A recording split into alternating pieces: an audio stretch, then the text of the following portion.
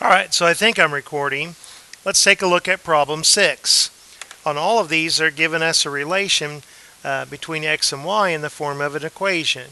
And they're asking us to find the domain of the relation, which is to describe the set of x values, and to find the range of the equation, which is to describe the set of y values. To be in the domain, every x needs to be related to some y value. So let's find the domain. Well, anytime you're given an equation, we always start out that the domain is a set of all real numbers.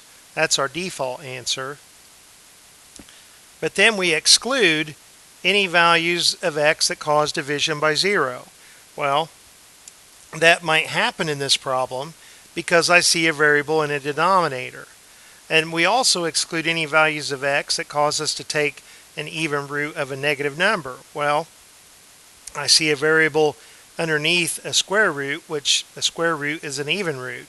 So we definitely have some problems here. We definitely have to look at this.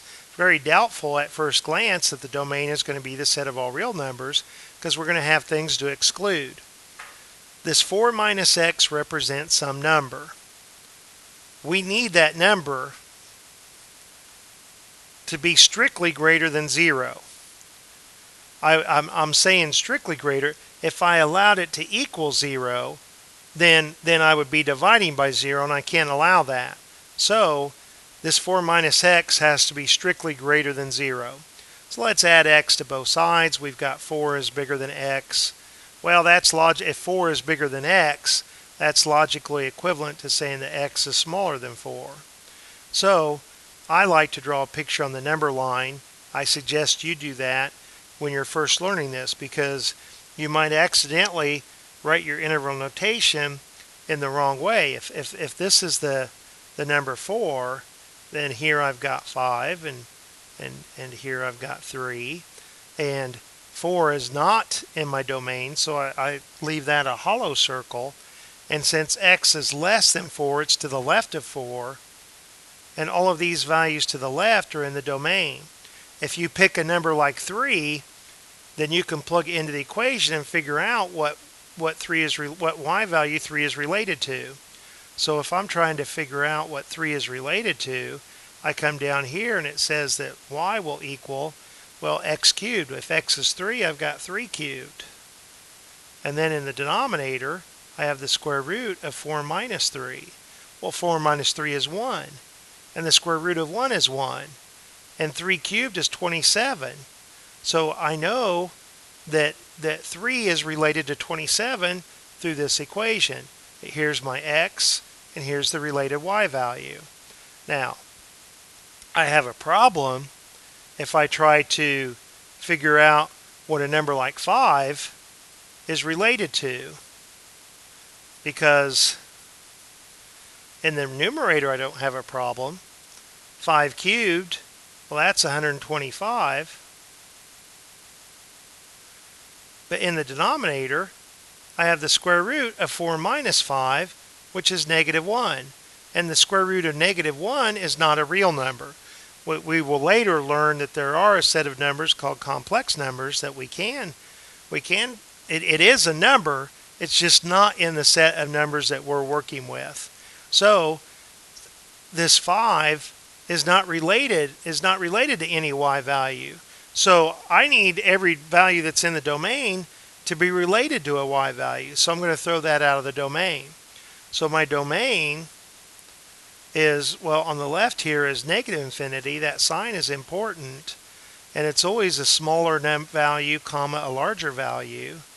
And since this is hollow, we're excluding 4. We have an open parenthesis. So there's our domain for this problem. Now, for the range, we generally need the graph. If it's a type of function, if it's a type of equation that we can identify the apparent function as being in our library of functions, things like x squared and absolute value of x and so forth, well, then we can oftentimes visualize the graph ourselves. Now, I'll always give you the graph on a test or quiz if I'm asking you for the range. I won't always give you the graph if I'm asking you for the domain, however. So here, let's go and look at problem number 6 here and look at the range of this. So if we cut and paste this graph,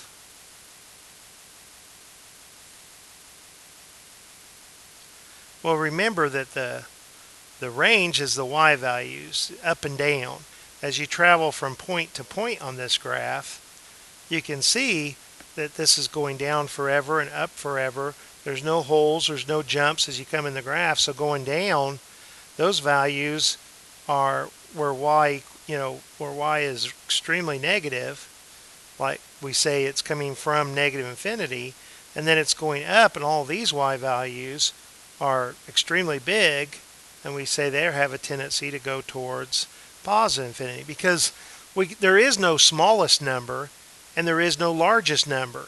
We can't say 100 is the largest number because there's a billion. We can't say a billion because there's 100 billion. And then I don't always know the names for all those really big values, a Google and so forth. But I do know that infinity is not a number. It's the abstract idea that you're heading towards, that it's just getting bigger without bound. They say that it's getting bigger forever. So there's my range. Remember, my domain was from negative infinity to 4, and my range, all real numbers. Hopefully that helps with problem 6, and I'll talk to you later.